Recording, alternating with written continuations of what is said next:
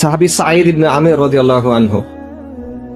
আজকে আমরা কি করি দেখেন, আজকে আমরা দুনিয়ার পিছনে ছুটি, দুনিয়ার জন্য আল্লাহ অবাধ্যতা করি, দুনিয়ার জন্য আল্লাহ যেটা করতে বলছেন সেটা থেকে সরে যাই, তারপরে বলি আলহামদুলিল্লাহ ফর এভরিথিং।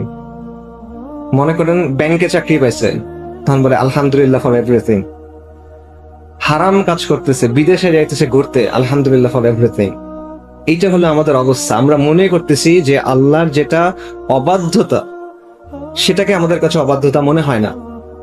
আর সাঈদ ইবনে আমির রাদিয়াল্লাহু আনহু, ওনার কি অবস্থা? উনি ছিলেন হিমস শহরের গভর্নর। ওনার কাছে একবার ওমর ইবনুল খাত্তাব রাদিয়াল্লাহু আনহু কিছু টাকা পাঠাইছেন, অর্থ পাঠাইছেন। ওই ব্যক্তি যখন ওনার কাছে আসছে তখন উনি বলতেছেন, আমিরুল মুমিনিন আপনার জন্য এই অর্থ পাঠাইছেন। তখন সাঈদ ইবনে আমির বলতেছে, ইন্না লিল্লাহি ওয়া ইন্না ইলাইহি রাজিউন।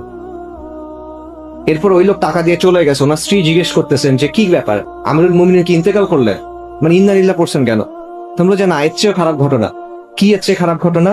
যে দুনিয়া আমার ঘরের মধ্যে ঢুকে গেছে, এটা এর চেয়েও খারাপ ঘটনা। তারপর তিনি স্ত্রীকে বলতেছেন, আমি এই টাকাগুলো দিয়ে দেই? ওনার স্ত্রী বলছে, হ্যাঁ দিয়ে দেন। ওনার বাসার সামনে দিয়ে একটা বাহিনী যাচ্ছিল মুসলিমদের জিহাদের জন্য, উনি টাকা তাদেরকে দিয়ে দিচ্ছেন।